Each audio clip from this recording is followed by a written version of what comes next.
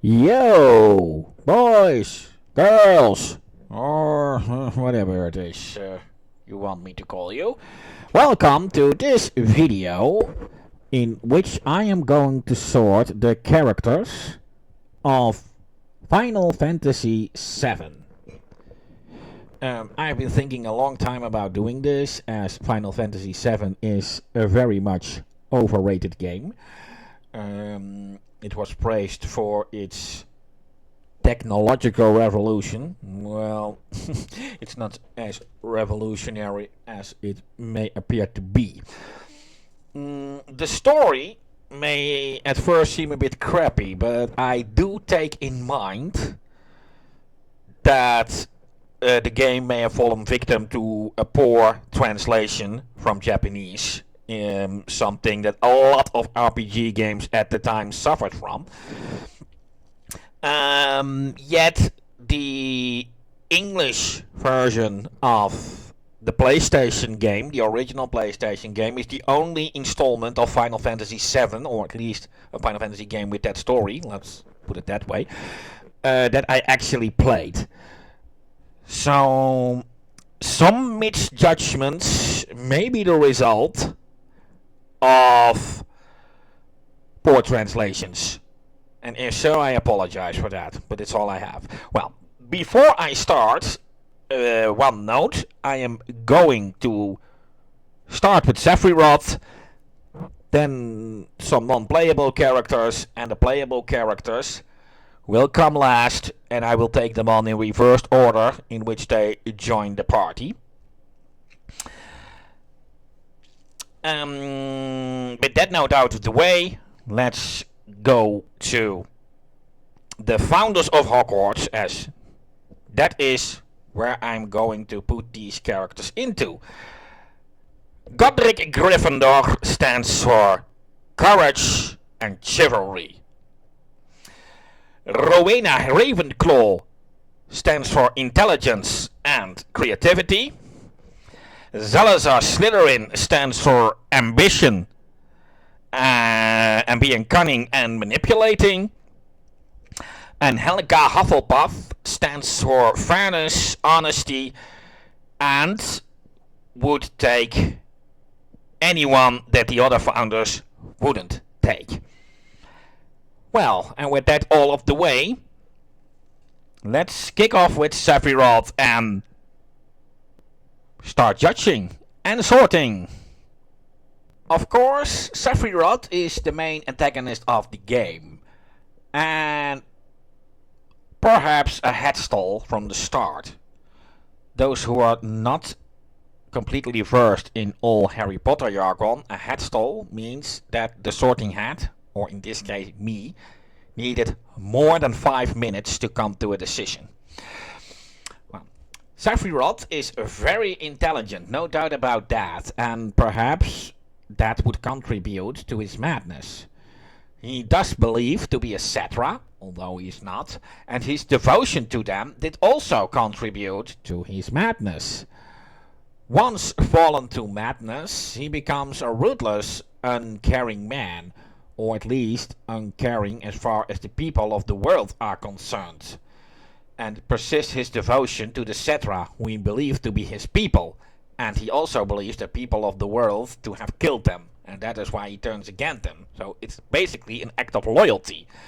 And, of course, he's very extremely loyal to Jenova, who he believes to be his mother.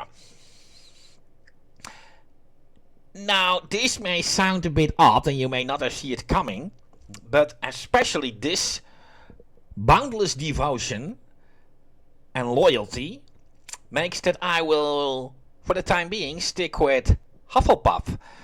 Too much devotion can, to a course, can eventually also get you to the dark path. And also Slytherin does appear the most obvious part for the most obvious past, since Sephiroth is the main antagonist and he is evil. Whatever that word means, as evil is only a matter of perception anyway. But I don't think that will do him true justice. As a matter of fact, before he fell to madness, He didn't really seem to be that cunning or ambitious after all. He was good in what he did, and that made him come as far as he did. Or at least that is what we were to believe until Hojo's true agenda was revealed. Also, note that loads of encounters we have with Sephiroth, especially the ones where he really shows his manipulating role, it's not Sephiroth we see, but actually Jenova in disguise. And whenever we meet the real Sephiroth, is also a bit. It is also a bit questionable if he actually acts on his own accord or is being controlled by Jenova. Only the scene in which Nibelheim is set to fire can be a bit sure it's his own madness. Of course, I do realize I'm judging based on a poor translation, so if I'm wrong, I guess you gotta blame the translators. No beating around the bush when it comes to Rufus Shinra. He only belongs in the house of Salazar Slytherin, and it's a no-brainer to see why. He is only working to gain absolute power over the world, and where his father used money to rule the world, Rufus even believes that that is too much effort and decides to rule the world with fear. Squaresoft really gave us an insight with how the real world works. First you gain power with money, and eventually you can switch to fear. And that's exactly what happens in Final Fantasy VII, but it's also exactly what is happening right now in the real world as well. Good fantasy shows its parallels with the real world. I already see dislikes coming, but people hate to be confronted with the truth. By the way, Shinra being a power company may also not be coincidence, I think. Anyway, he cares for nothing, only his ambition, and doesn't even attempt to hide it. As a matter of fact, he even takes pride in it. So the other houses were never even considered. Of course, now that I've spoken of the son, let's speak of the father. Now, he's never referred to by his name, only as President Shinra. Now, his role is small as he gets killed by Jenova, disguised as Sephiroth at the time, pretty early in the game, only to be succeeded by Rufus as president. Hey, the king's dead, long live the king. Yet he is very easy to place nevertheless. Slytherin. I mean, he is out for absolute world control. He uses money to control the world, but there is even more to it than just that. He also decides what the news brings out and is not above destroying an entire part of the town of Midgar, leading to a countless amount of people to die and blaming the group Avalanche for his own crimes. He also doesn't care about rebuilding. Now, he did, however, rebuild Nibelheim after Sephiroth burned it down and replaced the killed inhabitants by actors in order to cover up what happened there. So all in all, we can say he is definitely manipulating. So this is an easy go, eh? Yeah, I know this is going to be a bit boring, but another one for Slytherin enters the field. Scarlet might be the only female member of the high staff of Shinra, but that doesn't make her any more pleasant to deal with. She is a repulsive, sadistic woman who takes pleasure in other people's suffering. She enjoys being at the top, and although she does seem devoted to Shinra, it's rather that being at Shinra gives her power, and that keeps her loyal. Anything goes when it comes to her ambition, and she doesn't give a damn about anyone else. Yep, Slytherin it will be. And with Heidegger, we got another Slytherin, and the reasons are not that much different as with Scarlet, although there are a few subtle differences. Where Scarlet is actually enjoying causing pain and suffering, Heidegger is just an aggressive jerk and going into a tantrum whenever he is criticized by the higher-ups. Since he is a suck-up to his superiors, he manages to control his temper when in their presence, only to let it vent on his inferiors, going as far as trying to beat them up as soon as the superiors are gone. This already shows a lot of hypocrisy that he goes to in order to keep his own position and even get higher up. So Slytherin it is, and Slytherin it will remain. Polmar may be in the higher ranks of Shinra, but the question is, for what reason? He has no ambition at all. He's actually pretty lazy, which actually disqualifies him for Slytherin. He is a downright coward and will flee at the first sign of danger if the situation allows him to, which disqualifies him for Gryffindor. He's also beyond stupidity and doesn't know a thing about, well, anything. He probably knows even less than Jon Snow.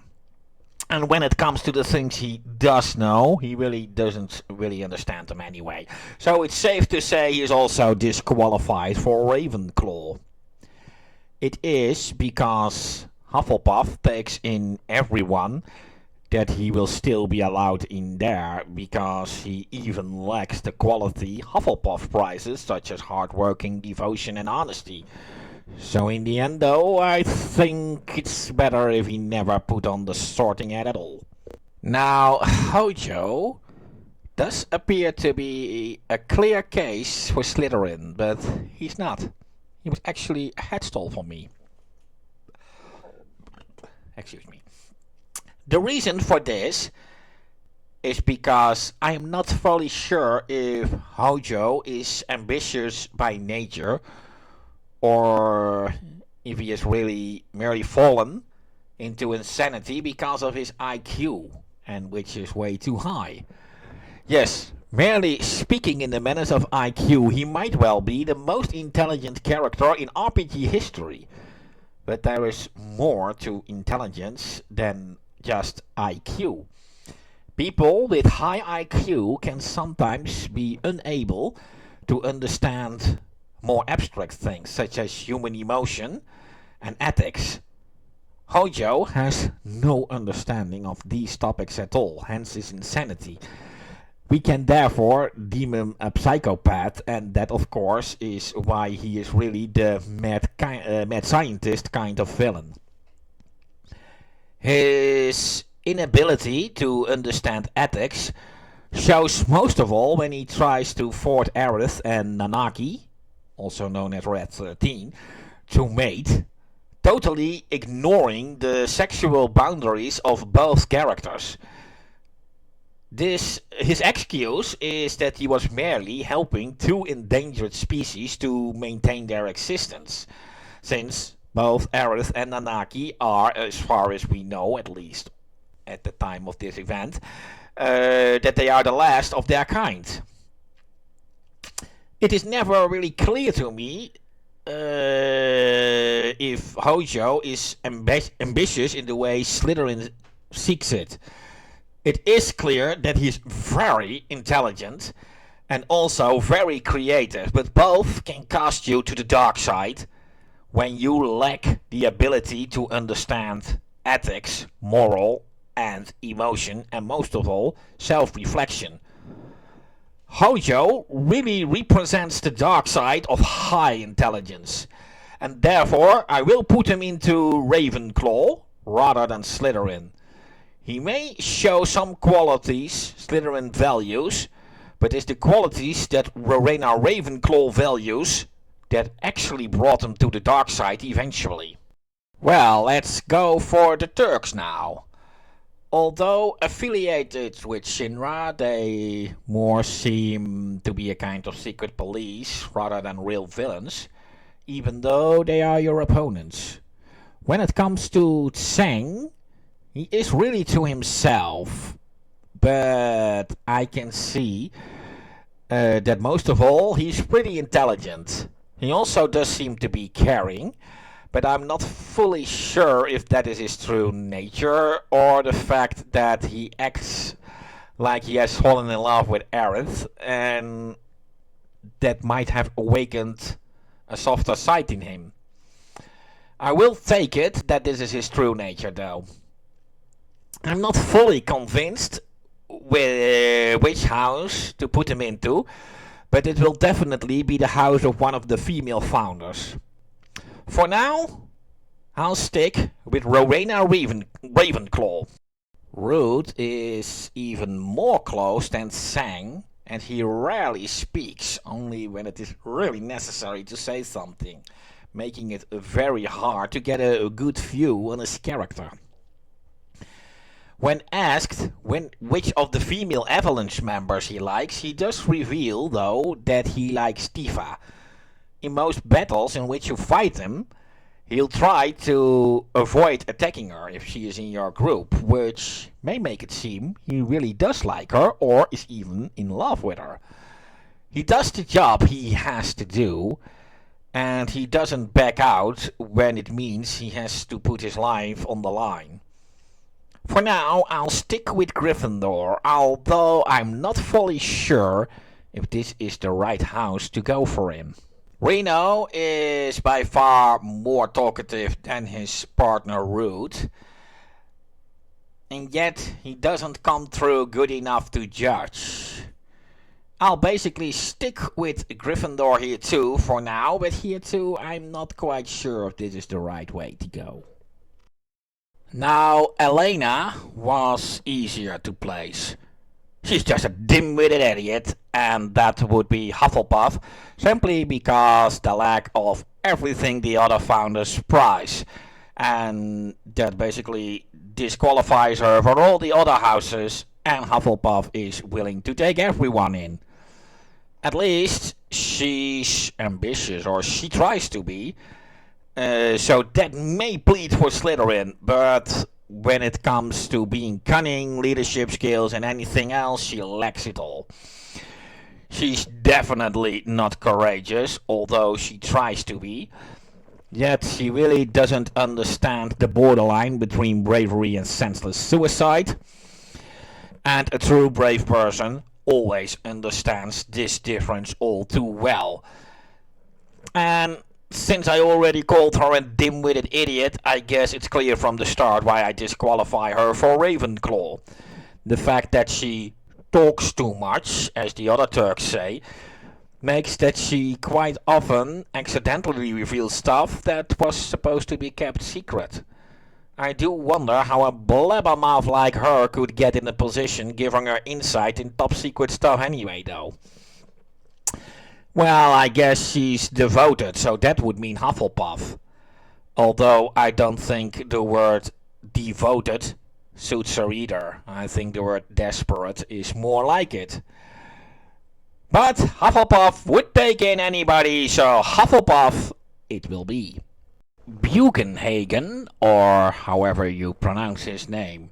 Well, I think it's a no-brainer that only Hufflepuff or Ravenclaw will do. He is wise, knowledgeable, and intelligent.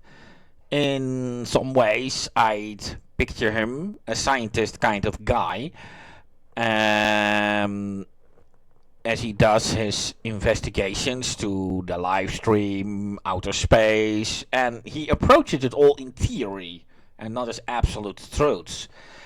Therefore, he is a bit of headstall, but in the end, I'll go for Ravenclaw. Don Corneo is nothing more but a sexual maniac and a first-class asshole. He has a pretty high criminal record, but Shinra is in power and they need his knowledge of the folks in the slum, which shows the corruption as they cover up for him. The crimes that stand out the most during the events of the game is the fact that he abducts young women and have them as his bride, which basically means he's just gonna fuck them, whether they want it or not. And he keeps monsters as pets and feeds people who are too dangerous to him, as well as women who refuse too well to have sex with him. So, well, that also makes him a ruthless murderer. He tries to manipulate his way out of everything, gets what he wants, which is most of all women, doesn't take no for an answer, and is even willing to exploit the corruption of people with the power to cover up for him. Yeah, sounds like a no-brainer for me. Slytherin. Well, traditionally we have a Biggs and a Wedge, both named after the two characters from Star Wars. And this time they are both in Avalanche, but both don't have enough effect on the story for me to sort them properly, so I will skip them. But I could not skip their comrade Jessie, as she does have a bit more impact on the story, or at least at the start of it. It shows most of all that Cloud doesn't have two, but three women who are in love with him, and she even openly flirts with Cloud. But it seems that falling in love with Cloud is very dangerous though, as Tifa is the only one of those three who doesn't die during the events of the story. Jessie even dies at a very early stage of the game, yet during the little screen time she has, she does stand out in a way that allows me to look a bit into her character. Jessie appears to be the brain of Avalanche. She's the one who tries to mess with Shinra's technology and most of all the security systems in order to make the bombing operations possible. She also appears to be the one who creates the explosive used for these missions. Therefore, Jessie shows to be the most intelligent member of the story of at least for Avalanche, which pleads for Ravenclaw. Jessie is also pretty devoted to the goal Avalanche is set up for, and is very loyal to her comrades, and that's pleading for Hufflepuff. Jessie is also very self-aware and reflects a lot on herself, as she fully realizes that even though the goal she fights for is noble, that it inevitably took people's life, and that as such innocent people died due to her actions. She is in a constant battle with herself to determine whether she can justify these deaths, or if it makes her, honorable as her goals may be, nothing more but a lowly criminal in the end. As far as Avalanche is concerned, she is the only one that shows this kind of self-reflection, which is not only wise but also courageous. When she's about to get killed herself, she even accepts her inevitable death as punishment for the life she directly or indirectly took. In the end, I think it's most of all her intelligence that is the most deciding fact of her character as far as the story is concerned. So I'll stick with the house of Rowena Ravenclaw. And now for the playable characters, which I will take on in reversed order from which they join the party, in which I'll take the secret optional characters from the earliest point in the game where they can be recruited. And the last character to join is Sid Highwind. Well, no Final Fantasy game without Sid, and as always Sid provides the heroes with transportation through the air. Now, Sid is a man with a dream, going to outer space. He's pretty knowledgeable about technology and ambitions when it comes to making his dream through. However, where I disqualify him for Slytherin is that he doesn't have it in him to get Shira killed to make his ambitions come true, although he hated her for crushing his dream. However, when he finds out that Shira was actually put her life on the line to save his, he immediately accepts the truth, and that he was wrong and she was right. He actually changes his attitudes toward her in an instant. and it takes a great deal of courage and strength to do such a thing. The number of people with that kind of courage are actually very, extremely rare. So that event makes me instantly sort him into the house of Godric Gryffindor. Now, he does seem rather direct and uncaring at multiple times, but at multiple occasions in the game, we can see that whenever the going gets tough, Sid does show courage where it counts. So, well, there you go. Vincent Valentine is harder for me to place. He is a mysterious man keeping to himself and doesn't like talking. Him also being an optional character, he does also not have much scenario text, as the game developers could never be sure if you have him in the group or not, and adapting the scenarios to all situations is not always an easy thing to do. Trust me on that one, I develop RPG games myself. I would not really place him into Slytherin, as I don't deem him the ambitious manipulating type. When it comes to courage, I'm not too sure either, as he ran away from his responsibilities, locking himself up in a casket. I don't think Gryffindor would approve of that one. Whether or not he is intelligent is something I really can't measure at all, so I can't even take Ravenclaw into consideration. He appears most of all devoted to Lucretia, and everything he does for her. This devotion makes that I will sort him into Hufflepuff for now, but perhaps I missed a lot of information about him to come to proper judgment.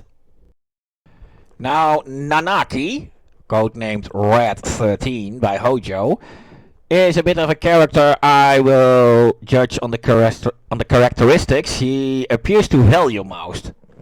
But he also shows them himself at a few occasions.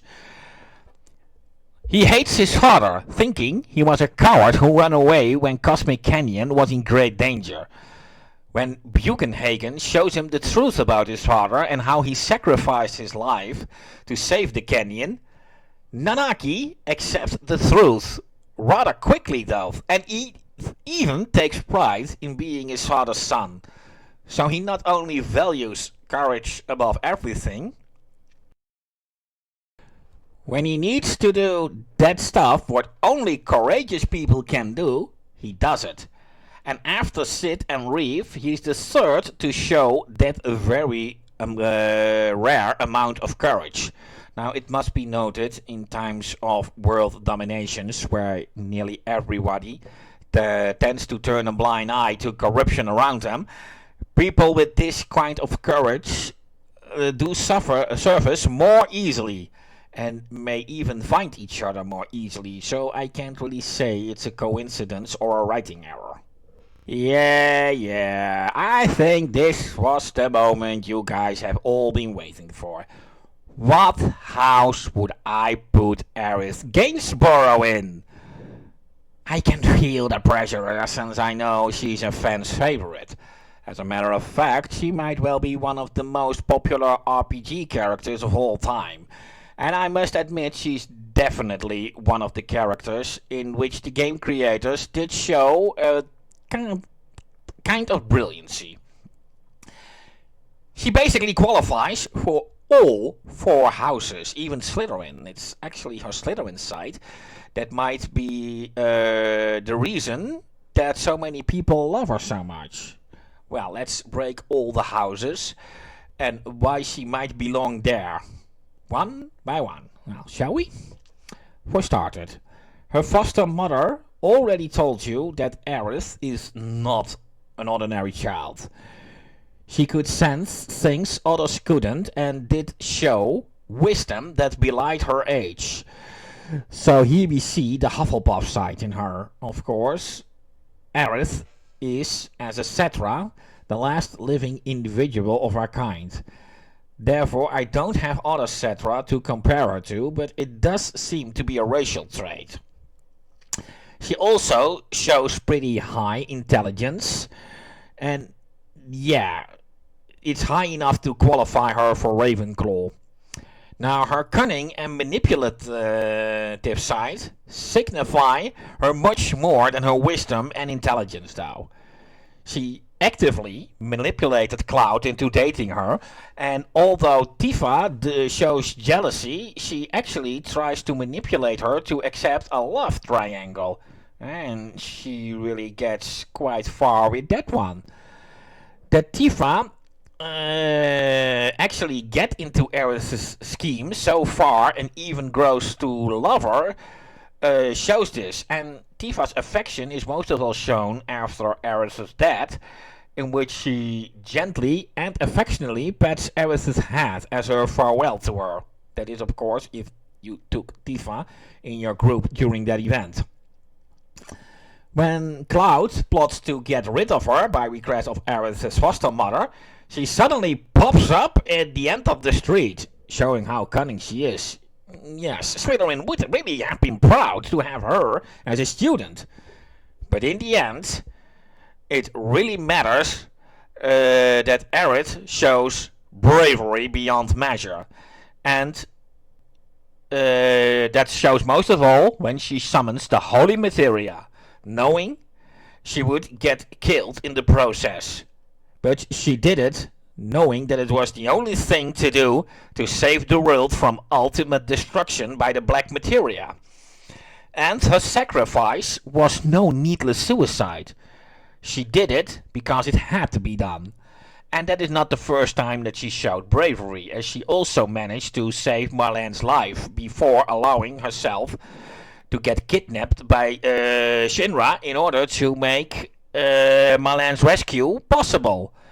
So in this end I decided, and I know it's getting boring already, but I fear I cannot do her any justice if I didn't place her in the house of Godric Gryffindor.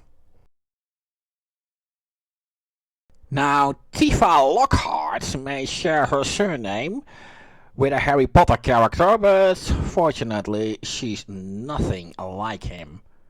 On the contrary, actually. Now, Tifa is courageous, but still I'm not going to put her into Gryffindor. And why not? Well, because courage is not the trait that signifies her character the most. That's why. Tifa is truly devoted to Cloud, even though he seems to be ruthless at first. Of course, she's Cloud's childhood friend, and her devotion to him is also the result of her falling in love with him, but there's more to it than that. She also allows Barrett to get very close to her, even though she shows no romantic or sexual interest in him at all. She just cares for him as a person. Now, Aerith could manipulate Tifa into loving her, despite her being a rival when it comes to Cloud's affection. But it's not only Aerith's skill as a manipulator, but also Tifa's ability to see Aerith for what she really was, and therefore somehow accepting it.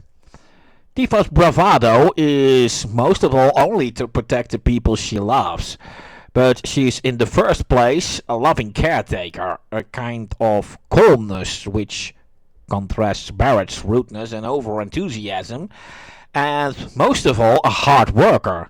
And although she's a tomboy, she also shows a motherly side over the party a lot, and of course also instructing Aerith to take care of Marlene, show that she doesn't act carelessly. So in the end, although the House of Gryffindor could fit her well, I still think I will go for Hufflepuff in the end. Barrett Wallace is also a hard person to place. Yes, he too was a headstall. I would definitely not place him in either Ravenclaw or Slytherin. Barrett is an ideologist, often confusing bravery for stupidity. He's most of all devoted to the world and most of all his friends. He immediately adopts Marlene as his daughter when her biological father is believed to be dead. His fight is therefore also to give her a future. His rude and aggressive behavior make it therefore hard to believe he's actually, deep down, a caring man with a great love for the people around him. Yet he does show bravery. He accepted quite soon that his hometown corral got destroyed because he allowed himself to be fooled by Shinra. Yet his drive to defeat Shinra does not appear to be out of lust for revenge, but rather to protect the world and the people he loves, and to prevent Shinra from bringing any more harm than they already did. He admires Aerith, but not in a romantic way, but for her selfless attitude. Of course, most of all showing when she gets captured in order to save Marlene. So in the end, Barrett did turn out to be a headstall between Gryffindor and Hufflepuff. He does show true courage, but social interests appear to be the drive. He does have the ability to reflect on himself though, and although it is not as prominent as in Sid, Reeve or Nanaki, where this is the key part of their characters, Barrett does show it when he admits he wouldn't be a good leader once Cloud and Tifa are both unavailable for a while, passing it to Sid in the end. Therefore, it's only by a small bit, but I must still place him into the house of Godric Gryffindor. Now, Cloud Strife, the main protagonist of the story, is not an easy one to place. At first, he presents himself as an antisocial jerk only caring about money, the kind of mercenary who'd do any job, no matter how dirty, as long as the price is right. However, that is a fake persona that he puts up to hide himself. His entire presentation through most of the game is a lie that he fabricated because he is too much of a coward to face the truth about himself. A pathetic failure, drowning himself in his own bitterness. That is what he truly is. The lie even goes so far that he takes on the heroic deeds of a fellow soldier, Zack Fair, who has too little screen time for me to judge properly, but he takes on his heroic deeds and fantasies them as his own, even going so far as to falsely claim Zack's rank, since he never had it what it takes to be in soldier first class. Of course, we can also accuse Tifa for being a coward, as she knew the truth, but she didn't have the bravery to confront Cloud with it until the moment she really had no other choice anymore.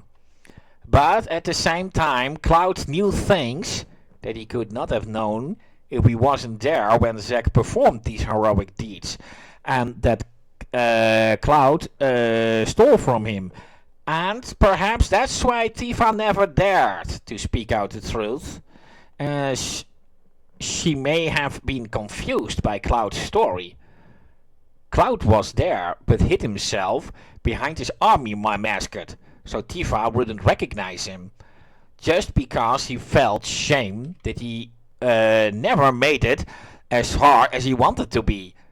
So basically, he duped the woman he loved into his own lie. In the end, he pulled the lie so far that he began to believe his own lies himself, simply because the truth was too hard to bear. He has been manipulating himself and others into his own fabrications in order to hide himself from the truth. His hunt for Sephiroth is merely out of revenge, and revenge is all he had.